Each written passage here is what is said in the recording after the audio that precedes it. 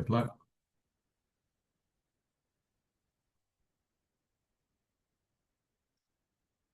Hello, everyone, and good afternoon to our info session for cybersecurity, data protection, and digital forensics certificate today. My name is Mashhur Chaudhry, and I am the manager of recruitment and sales for the Chang School. Before we get started, I'd like to acknowledge the land on which Toronto Metropolitan University is built upon.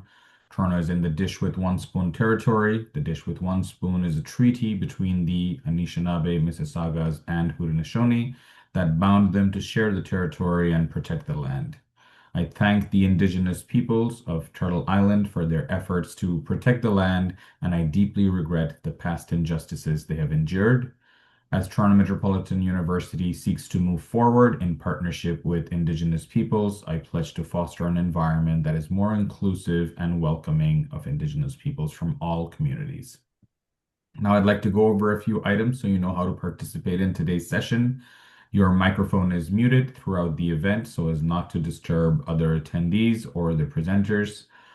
For the hearing impaired, we have automated captioning available, which you can access by activating it in the toolbar at the bottom of your screen.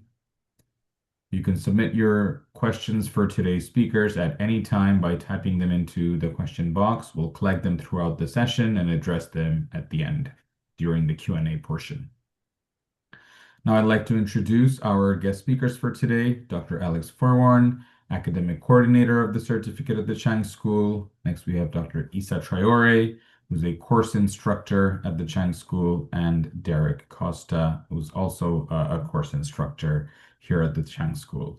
Now, before we dive into our presentation, I want to do a quick temperature check of the room. And we've got a Mentimeter poll that's ready for you. Just going to share my screen to show you the poll. If you could, it'll take maybe just 30 seconds. If you could just take out your phone or your browser and go to menti.com and put in the code that's on the screen. It's fairly simple, and we just want you to answer two questions via poll that really helps us provide feedback to our teams and our guest speakers today. So once again, yeah, it's just menti.com, and the code that you enter is 15333473. And once you're in, you'll see the question, what motivated you to most consider the certificate? And we've got a few options there: career advancement, career change, skill building for current role, personal interest, and other.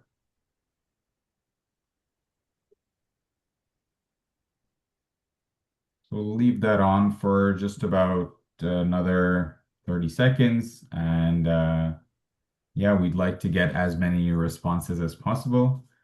Looks like career change is, we've got 3 votes for career change and 1 for career advancement.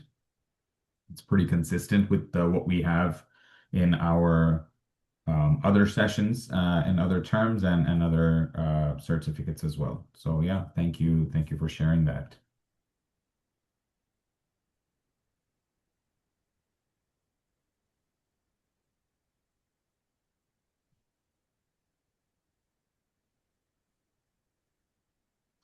For those of you who maybe just joined into the session, we're just about to get started. And before we do, we wanted to do a quick temperature check for the from the room. And there's a Mentimeter poll.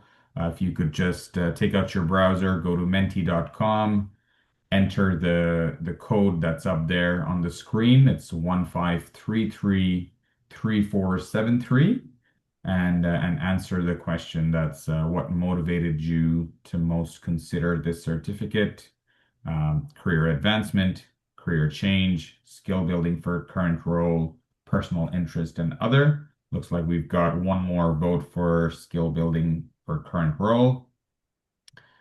And we'll move on to the next question now. So this one is just so we understand what is your current level of familiarity with this certificate or with just cybersecurity in general. What's your level of knowledge? If you've got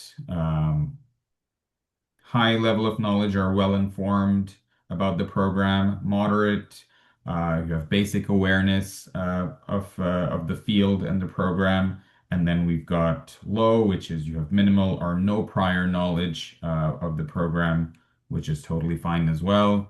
But we just wanted to get an idea of what the level of knowledge is of the people that are attending and participating in the poll today. So we'll leave that on for just a couple of more seconds, and then we'll end this poll.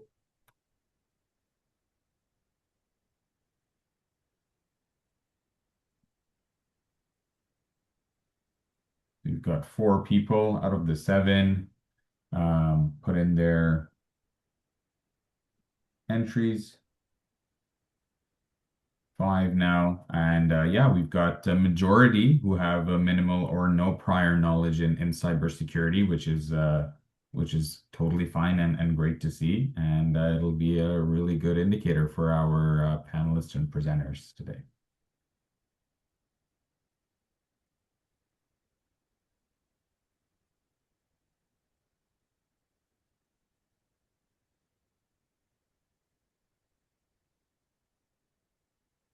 Okay, well, we will end the poll now, and I'm going to stop sharing. And Randall, back to you.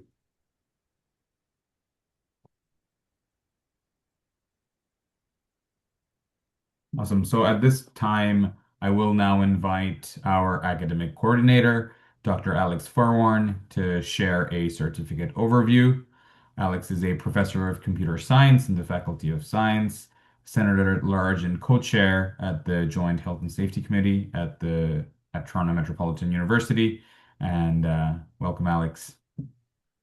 Thank you, Mashur. I guess I'd like to start by pointing out the good and the bad and the elephant. So the elephant in the room is that there appears to be a rather large war going on between Israel, the United States on one side, and Iran on the other, which is drawing more and more state and non-state players into the events that unfold from there. So the reason I bring this up is that's bad news. So part of that bad news is the Canadian Centre for Cybersecurity has increased the threat level to Canada, all of its assets to be under the threat of cyber attack by 75%. So it's likely to happen, very likely to occur. This is very rare, actually. So that center doesn't raise that level very often. So that's the bad news. The good news is clearly this is a growth industry. So we will need more, and I want to thank all the attendees for this event for showing up. But we need your help as a country, and we are here to show you one way of becoming qualified to actually assist us. So next slide, please, Mashur. So this is a completely online certificate. 6 courses are required, and that's the amount it will cost. The length of time is a little misleading in that it's kind of up to you. So we have had people who try and rush through the certificate, so they'd be closer to the 8th month range. But we also have people who go through the certificate on their own time because they're already working or they have other commitments. So it might take them several years to get through the certificate, and that's fine with us. So there's flexibility in that way. So is this an opportunity to change your career? I would argue that yes, I've often said that, but now there's a giant impetus for you to actually become involved in cybersecurity protection, at least. And next slide, please.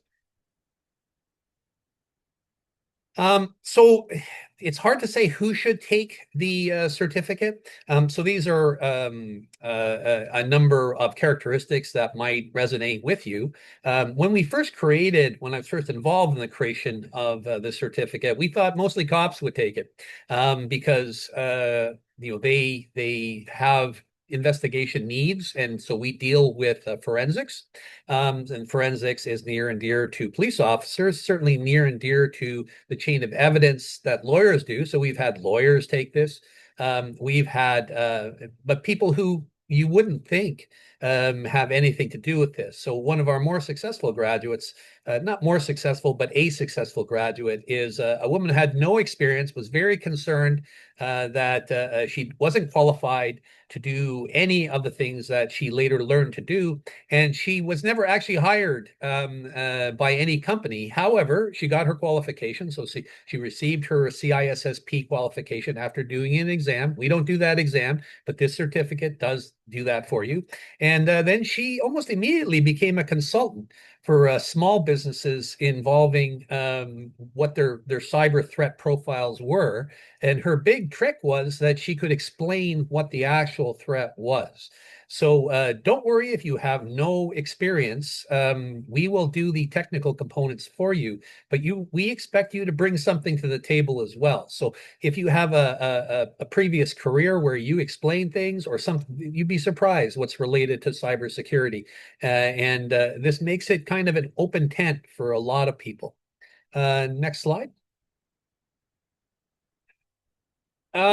Yeah, so these are some of the things that you'll be learning about. As threats evolve, we add to that roster. So ransomware is a rather old one, but it has a new twist, especially with regard to Iran.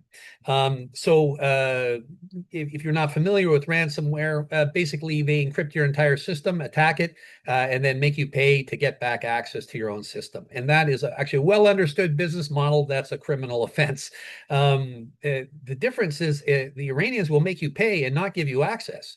That's a new twist on the business model. So these are constantly evolving, and our instructors are aware of this because they're professionals in the field that are actually working every day to address these very things. Next slide, please. So you will learn quite a lot, but the actual goal is, if I can call it a goal, is to become qualified in the eyes of the accreditation body. So this entire certificate pushes you towards the CISSP accreditation. We don't run that, so we are at arm's length from that. We will help you pass the test, but that is really the entry level for job changers. And so we have a series of tools we've added. We have our own sort of play box where cyber attacks can be modeled, and you can participate in that. But we've also added AI kind of muddies the water a great deal in cybersecurity because while you can use AI to maybe identify threat levels, you can also use AI to create the threat levels. So this is becoming quite a little cat and mouse game. So we discuss all of that in the certificate. We also go to things like ethical hacking and really about buoying up security weaknesses in any organization's infrastructure. And I think that's where a lot of our graduates play a role when they get jobs in this field. Next slide. So as I said, I alluded to previously, it's very flexible in terms of how long it actually takes you to complete the certificate as a whole. There are a lot of supports for you. So there are drop-in times. There is a support from a virtual tutor, I believe. There is also we provide a lot of support for projects.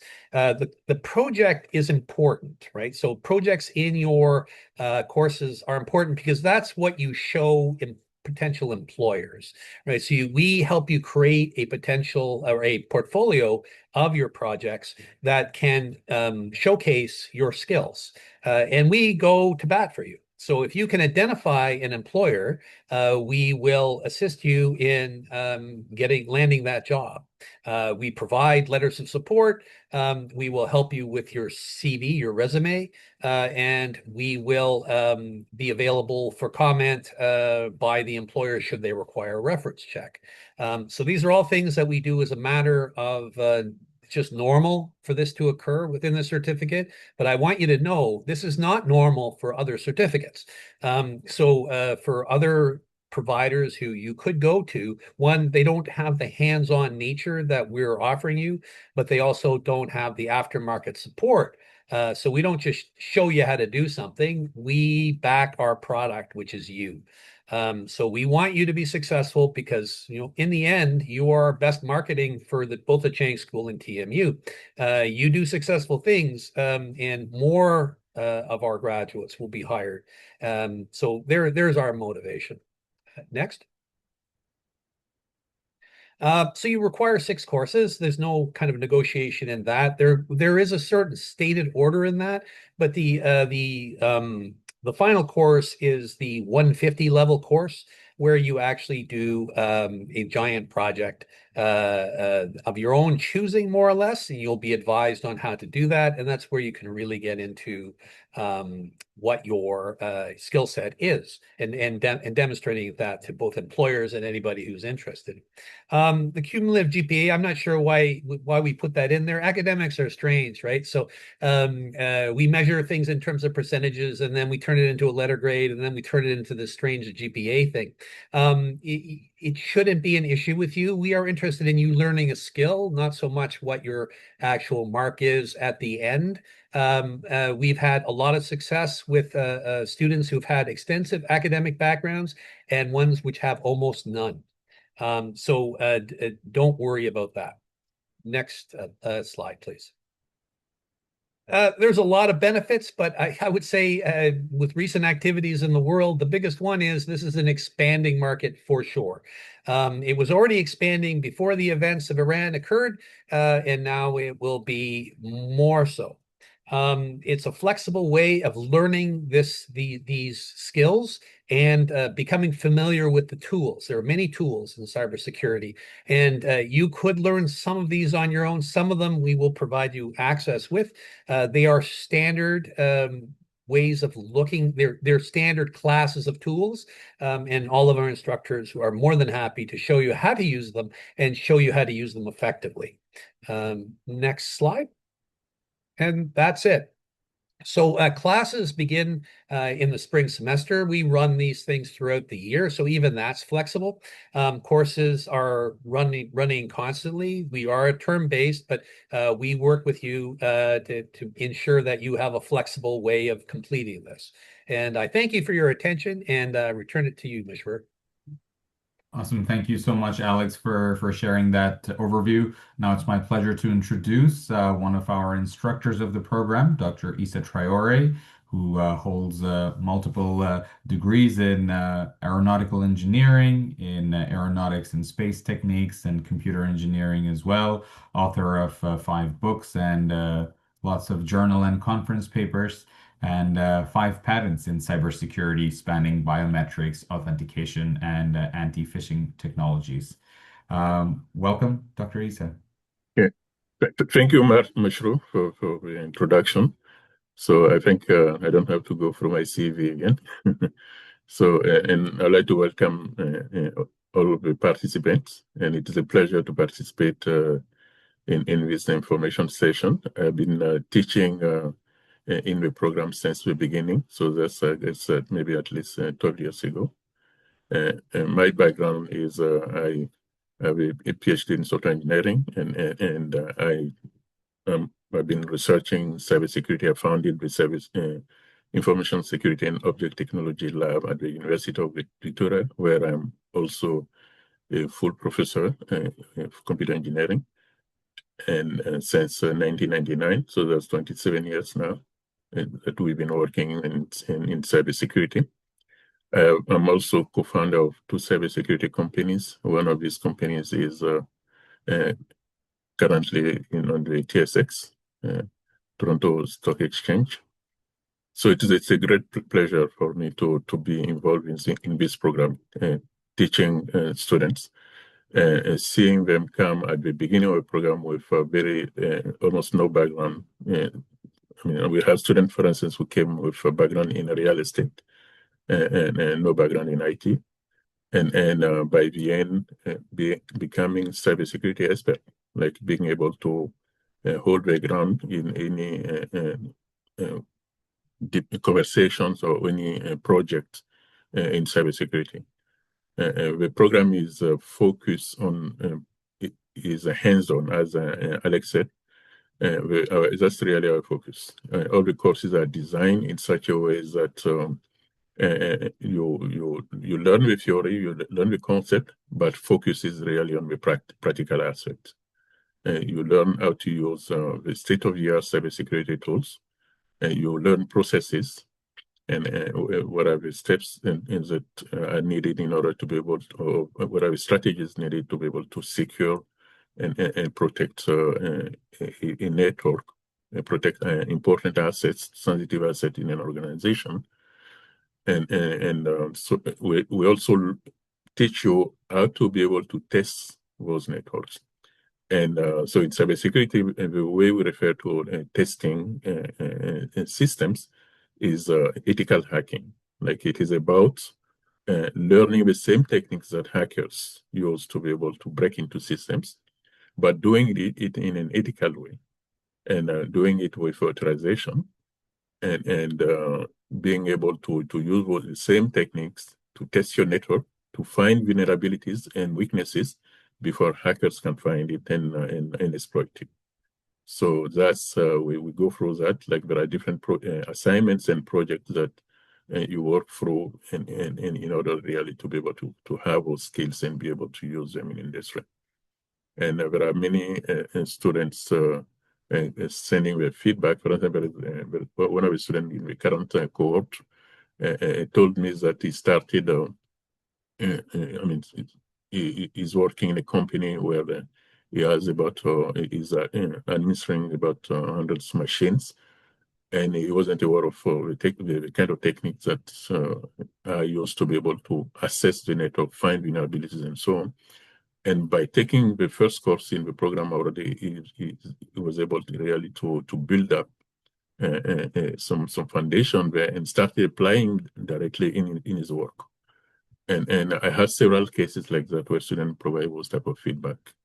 So I hope that you will join the program and will be able to benefit from that.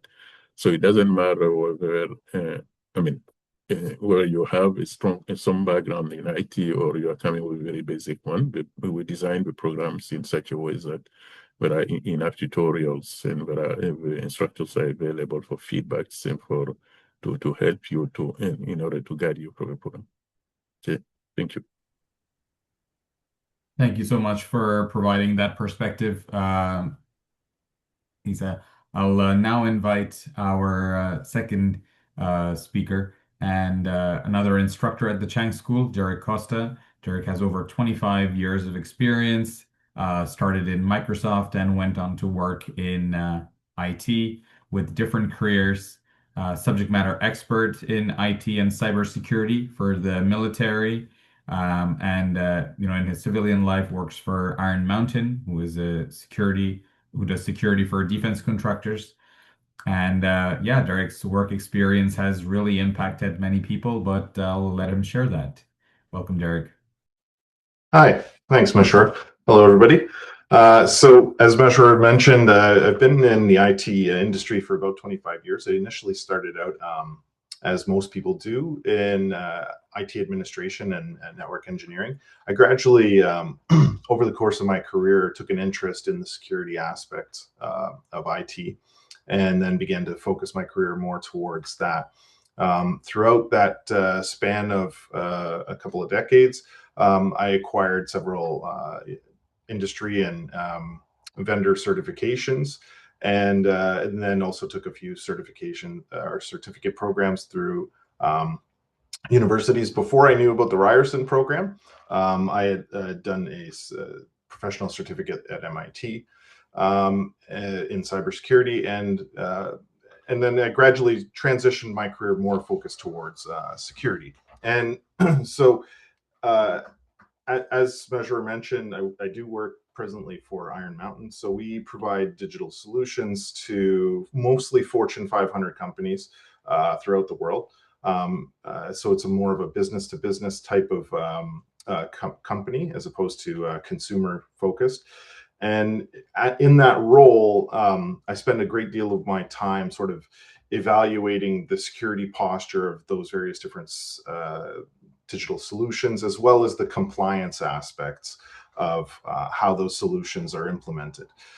So as you know, various different industry verticals will have their own sort of regulatory compliance frameworks, such as GDPR or HIPAA in the United States, as well as PCI DSS compliance, et cetera. So depending on different types of data and the data flows that are being handled, there are different sort of compliance and security rules that the companies have to adhere to. So I manage a team of engineers that we focus primarily on the North American space. We also do government contracts, as Mashur mentioned, and that requires an elevated security posture because of the sensitivity of government data being classified or unclassified, protected, et cetera. So there's different sort of levels of government information as it pertains to the different government departments. On the military side, I also am a member of the Canadian Armed Forces Army Reserve. And through that opportunity, I've also had various different experiences in being able to participate in both Canadian, like national level, and multinational level different events. And so I'm going to kind of try to be a little bit vague about some of the things that I've done on that side of things due to the operational security aspects of everything that's going on in the world. Yeah, I've been a member of the Canadian Armed Forces for 12 years. Yeah, I think I'll just kind of leave it there. Thanks, Meshra.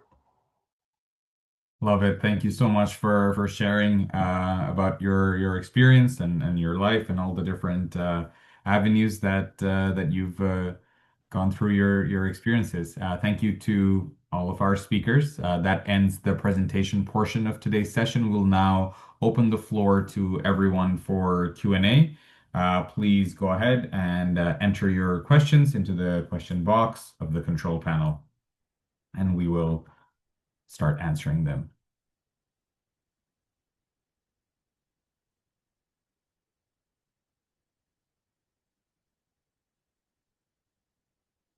So I think there was a question about if there was a recording, if the recording will be sent to all attendees. So just letting everybody know that you will get a recording of this session after. And we've got our first question coming in. What skills do you see most in demand for cybersecurity roles over the next 3 to 5 years? Maybe Derek, you can start on that, and then if Alex and Isa can chime in as well. Sure. Yeah, I think what I'm seeing professionally right now is an increasing utilization of AI and AI agents, both in the personal space and in the professional space. So I think that's probably a skill that's going to be in high demand, both in terms of defensive and offensive capacities. So the integration of, for example, AI in terms of threat intelligence and automation of various different workflows in security. There's an increasing demand in terms of the AI skills and how to integrate that. Also on the offensive side, there's obviously the utilization of a lot of new agents that are coming out, CloudBot, et cetera, and people sort of tinkering with that and being able to automate various different attack flows. So both on red teaming and blue teaming is where I kind of see there's a lot of new developments happening there. Yeah, I agree with that. And also, I'll add to that the police, the governance and policy side is also in demand. Things, anything related to compliance, and so being able to do a good, to do a good job in this respect require also having the kind of background that we are providing, being able to, it is not just understanding the policies, and it is also understanding how to be able to apply, like to be able to assess the threats and test a network or a system from a practical standpoint, and then being able to leverage this type of knowledge toward coming up with better policies for the organization. So governance policy side also important field in demand.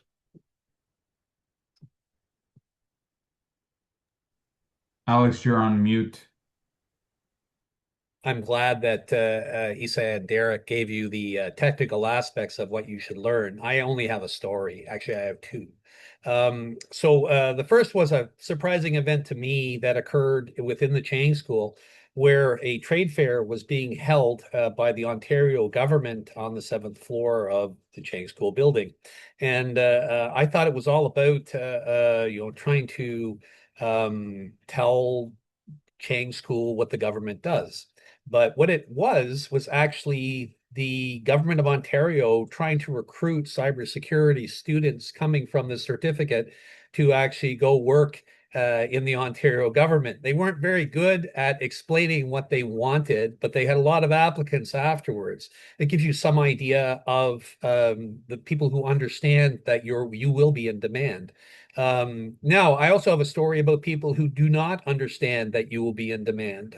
We had an executive vice president for one of the five banks in Canada, who waxed poetic about how they would never hire anyone from this certificate because they were looking for senior professionals in the field with a billion years experience, and approximately 90 days went by before 7 offers arrived from that very bank to the graduating cohort from one of the certificate cohorts. So this certificate, 7 people got jobs in the place that said they would never hire them.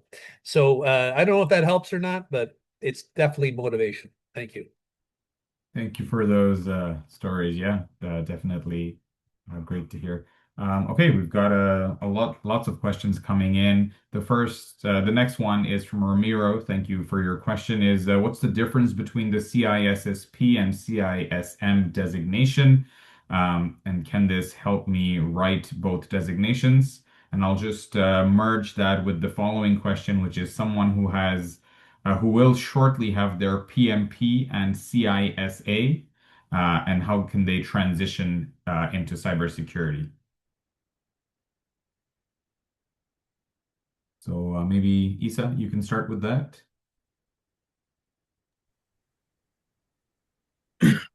So yeah, these are all interesting certificates. I mean, I would say among these different certificates, I would say PMP and CISP are well regarded, and definitely they will help you land a job in the cybersecurity field.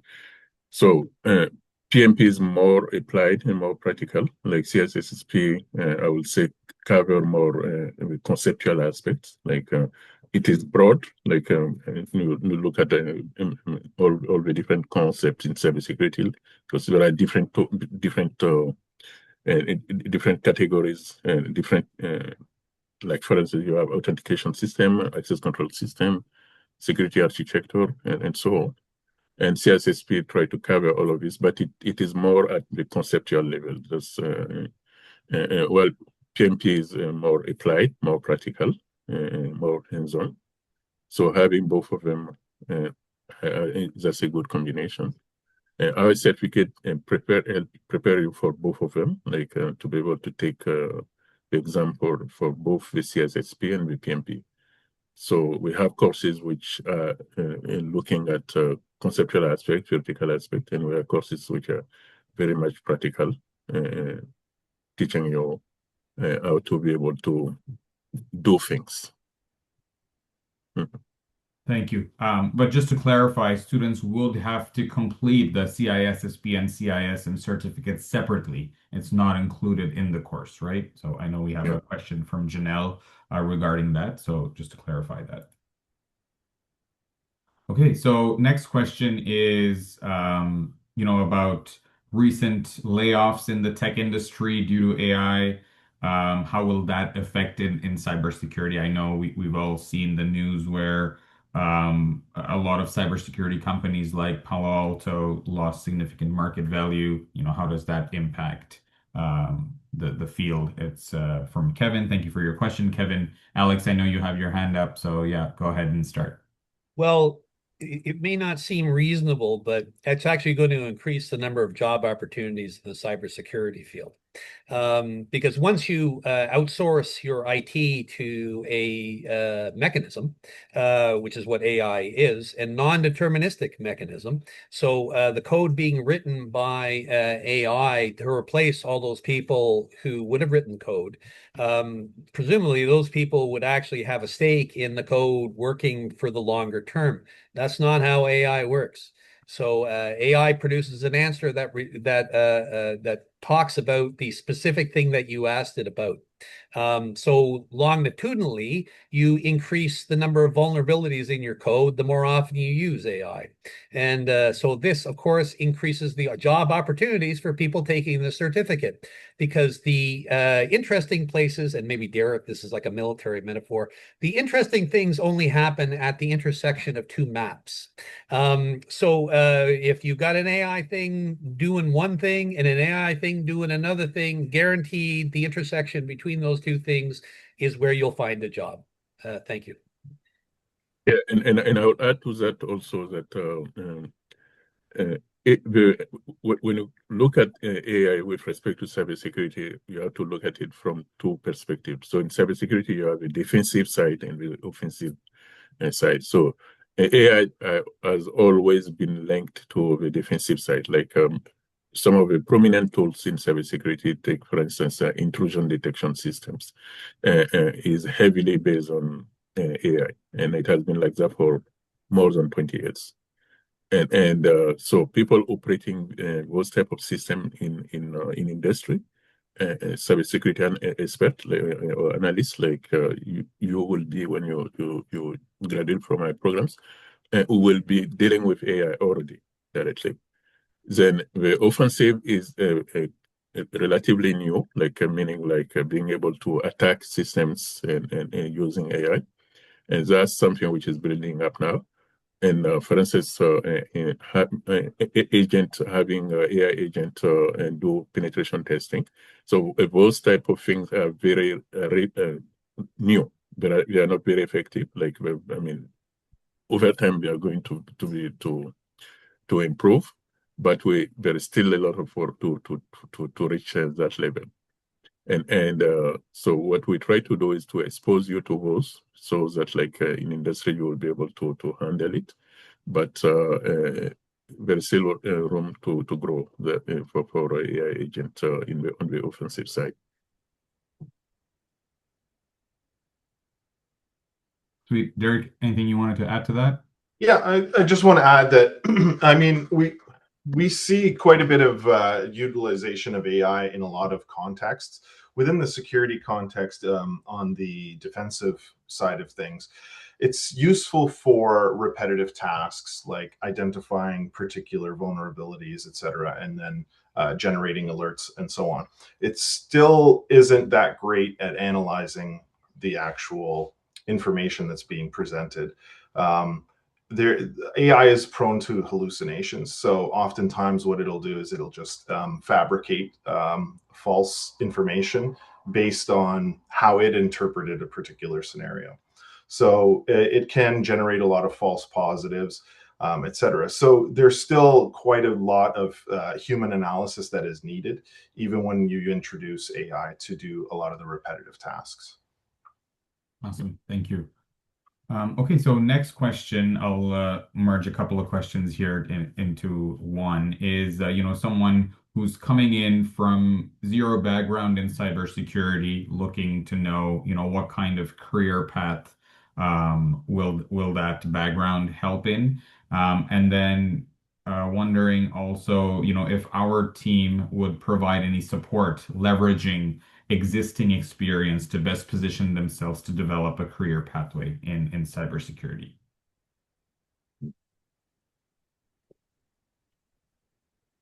Yeah, So go ahead, Alex. So we have a program director, Anne-Marie Brinsmead, who's particularly interested in your career. So she will work with you doggedly, actually, to help define what you wish to accomplish. Right. So everybody has kind of different points of view, and Anne-Marie is very good at getting you positioned for where you want to go. So this includes things like helping you target your resume to the right thing, preparing you for the types of questions you're likely to get, support in terms of letters of reference. In fact, I do that, and every instructor here will do that. So we provide the back end support for that. As to if you don't have experience coming into the certificate, this is one of the more often asked questions. To be honest, it changes so fast that some experience you think would be very useful doesn't stay useful. And sometimes it's better to actually have no experience. The question we have a lot is, what do I actually need to know? And it turns out to be very little. So we expect actually to have you have a high school credential, and it would be nice, but not essential. And this is where people get scared. If you knew something about networks, specifically the TCP/IP protocol, and you say, well, that's scary. Those are letters. Yep, it's true. And you can just look at a YouTube video. 15 minutes later, you'll understand what I'm talking about. So that is the level that we expect from you. Now, if you come with more, of course, it becomes quite helpful, right? So if you have a programming background, or you were doing a network administration or system administration, you actually know the workflows in those areas. And often that's very helpful. Anyways, thank you. That's And, amazing. and the TCP IP background is important, but we assume also at the beginning that you don't necessarily have it. So there are, we provide basic materials on it. There are also tutorials on them, and also the amount of TCP IP knowledge is really foundational. So it is not like it is mostly knowing the protocol layers and different type of protocols. But again, as I said, like we provide basic knowledge initially, which allow you to catch up quickly. There's a question about workload. So can someone take 2 to 3 courses if they're currently not working but looking for a job during that time? It is up to you. Like we've seen different scenarios, like some students doing that, like taking several courses at the same time. And the average is 2 courses that we see in general. But there are cases where you can go up to 3 courses. We have an example, one example where someone was trying to take 4 courses, had to drop one, ended up successfully passing 3. So what Issa says is probably true. 2 courses would be a reasonable load for someone who's actually employed or unemployed. It doesn't really matter because there's work associated with the different courses. Thanks. Awesome, thank you. Okay, and then I know we're almost at time, but one of the last question is, how equipped is this program to inform us about cybersecurity and AI data analysis or cloud? So yeah, maybe Derek or Isa, you can start. Yeah, I would say it is well equipped. I mean, the AI, I want to say industry or technology is still developing. So there's information that's kind of coming out almost on a weekly or daily basis at this point in time. We have some modules in the course that I teach, which is CKDF 140. That is the security architecture course. So there is some modules in there specifically with respect to AI detection and so on. So it is integrated into that course. Lisa, I don't know if you want to touch on some of the other courses as well. So it does give you a good, I would say, foundational knowledge of how AI fits into the bigger picture of cybersecurity. But keep in mind that the information and technology that's out there is changing almost daily and weekly at this point. Yeah, that's true. Am I? Yeah, yeah, that's true. In our courses, like so on the offensive side, and definitely AI is part of it because with different technologies and defensive technology like intrusion detection system are heavily AI based malware detections. So on the attack side, we haven't integrated a module yet because that's very much evolving as indicated. So that's something we are observing and trying to see best practices, and progressively we'll update the program to incorporate some material on that. Awesome. So I know we are at time. There's just one last question, if we could quickly answer that. And we did touch on job opportunities and projects as it relates to AI and cybersecurity, but any last thoughts on that? And So if you're considering taking our certificate, this is like speaking as a Canadian, I guess. That'd be great, right? So, but if you're just looking to actually be part of the solution or part of how we address cybersecurity in general, I encourage you to take any training. It would be very, very helpful if more people were aware of the level of threat that is just circulating in terms of crime and the national and the non-national players who are involved in this. We will be a safer place if more people learn about this material. That's it. Thanks. I would say my comment on AI and job security as it relates to cybersecurity, I wouldn't be as concerned about AI, say, quote unquote, taking my job, which we see a lot of hype about that sort of thing. What I believe is AI is actually a new tool that can be used to actually improve the jobs that are in cybersecurity, because there's always going to be a human element. There always has to be a human in the loop that is part of that decision making process. We're not going to automate every decision that it makes as it relates to cybersecurity. For example, what I see it really becoming a part of is repetitive tasks. Computers are very good at doing repetitive tasks and doing analysis on large data sets in a repetitive nature. The final analysis and decision-making process always involves a human in the loop, especially if you're talking about production grade systems or anything that concerns critical infrastructure, et cetera. So I welcome the introduction of AI. I'm not afraid of AI taking my job in any fashion. I just see it as another tool, just like the transition from typewriters to computers. Same concept. It's just another tool. Thank you. Thank you so much to everyone. I know we're at time, so I want to thank our speakers today. Thank you all for taking the time out of your day during lunch hour to attend today's online session. If you're interested in more information about the cybersecurity certificate, please visit our website at continuing.torontomu.ca. And if you have any other questions, you can contact me directly at mash.chaudhry@torontomu.ca. All this information and a recording of the session, like I said, will be sent to you in a follow-up email within the next 24 to 48 hours. And on behalf of the Chang School and our presenters and speakers, thank you for joining us today. Have a great rest of the day. Bye, everyone.